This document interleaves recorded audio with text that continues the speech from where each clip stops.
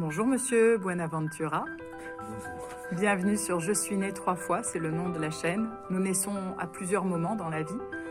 Et je voulais te demander comment tu aides les autres à naître au conte. Alors, est-ce que j'aide les autres à naître au conte? C'est déjà une question précédente. Est-ce que c'est vrai? Je ne sais pas. Je ne sais pas s'il y a besoin d'une aide. Je pense que il y a une chose avec laquelle je pourrais répondre, essayer de répondre, c'est que je pense que grandir et naître avec des contes, et il y a une énorme différence entre grandir et naître avec des contes et ne pas grandir avec des contes.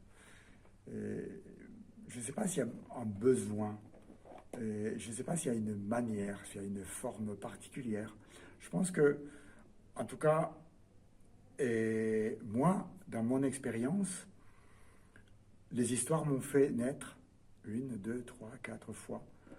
Et il me faut mourir aussi, parce que pour naître, il faut aussi mourir d'une manière ou d'une autre.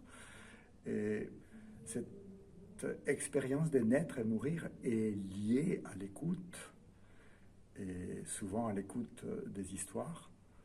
Mais c'est aussi quelque chose qui doit se nourrir. C'est-à-dire, c'est très important de nourrir son oreille. Je sais que je n'ai pas réussi à répondre à la question. Si, alors c'est drôle parce que là, tu dis écoutez, et là, nous avons écouté Pilar qui a dit mettez-vous devant la tenture, et la tenture, ce sont des papillons. Et pour moi, le papillon, il meurt à la chrysalide pour devenir papillon, donc tu es complètement dans le sujet de se vivre et mourir qui fait continuité, et que les mots accompagnent dans ce que j'entends. Oui, je disais que peut-être il n'y a pas vraiment quelqu'un qui nous fait naître au conte. Peut-être qu'il y a juste une curiosité qui est dans l'humain de s'humaniser, une nécessité de s'humaniser, parce que ce qu'on dit pour naître, c'est pareil pour humain. On n'est pas humain. Il faut s'humaniser constamment, mais on est des inhumains très souvent, tous les jours. Et à chaque fois, il faut justement se questionner comment faire pour se réhumaniser. Et ce travail de réhumanisation passe peut-être par une curiosité. Et que si on raconte, si on écoute, s'il y a des histoires autour par rapport à cette curiosité, ça va de soi. Le problème, c'est que souvent, il n'y a pas des contes, il n'y a pas des histoires, il n'y a pas des récits au moment où il le faut. Alors, à mon avis, c'est juste ça, qu'il faut qu'il y ait des histoires, des contes, des récits au moment où il faut, au moment où on grandit, au moment où on est, où on s'éveille. Tu parles de récits presque initiatiques dans ce que j'entends, c'est ça? De passage dans ce que tu dis? Ou c'est constant? De tous les récits, De je tous pense les récits. que, voilà, pouvoir mettre en contact dès l'enfance l'humain avec des récits complexes, des récits qui montrent la complexité simple ou la simplicité complexe du monde. Parce que ça, on pense que simplicité et complexité sont en face, mais en réalité, c'est juste à côté. La simplicité n'est que la forme la plus belle de la complexité. Tu disais tout à l'heure quelque chose de très beau. Tu disais, c'est pas le conte qui guérit, c'est l'oreille. Enfin, je dis ce que j'ai compris, hein. L'oreille attentive qui se nourrit de ce dont elle a besoin pour se guérir. Enfin, comme une rencontre amoureuse, j'ai cru entendre, entre quelque chose qui chemine chez la personne et quelque chose qui est... Enfin, je me suis dit qu'un conteur, finalement, c'était peut-être un permetteur, quelqu'un qui permet cette rencontre.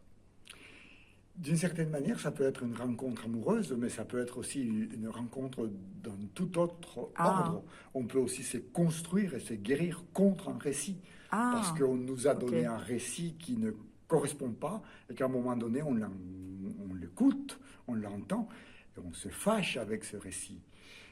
Ah, j'avais pas pensé à on ça. va combattre ces récits. En combattant ces récits, on peut aussi se guérir et on peut aussi se construire. Et c'est important aussi, pas Ah oui. simplement dans la Hmm. rencontre amoureuse ou la rencontre juste amicale. Il y Eh a un oui. compte ami, il y a un compte proche, mais parfois il y a un compte aussi contre lequel il faut se révéler. Et on l'entend, et à un moment donné, on se révèle contre ce compte. Et c'est important d'avoir cette possibilité. Mais il ne faut pas simplement... Moi, je pense, derrière une histoire, derrière un récit, il y a souvent un cri, souvent une caresse. Et il faut savoir que on a par moments besoin de ces cris, par moments besoin aussi de cette caresse. Et par rapport à ça, c'est construire. Donc parfois c'est juste un récit contre lequel il faut être capable de naître à nouveau. Ce que j'entends, c'est toujours une évolution dans ce que tu dis, comme si un changement constant, une évolutivité. Je sais pas, j'entends quelque chose qui... Enfin, j'entends tout sauf de la stagnation dans ce que tu dis. Voilà, si je peux le dire par la négative plutôt, parce que j'ai du mal à le dire autrement. Ah, c'est absolument vrai, c'est-à-dire c'est dans la nécessité, c'est dans la nécessité d'échanger, dans la nécessité de mouvement, parce que on pense souvent que c'est le temps qui fait le mouvement, c'est nous qui faisons le mouvement, mais en fait, nous, on est tout le temps dans le mouvement, même là, on est assis, mais la Terre, je ne sais pas combien s'est déjà déplacé, l'univers, je ne sais pas combien, a déjà bougé dans le temps que nous sommes là, Ouais. dans le temps qu'on discute, tout a été un mouvement, et le mouvement, il est constant, il est tout le temps.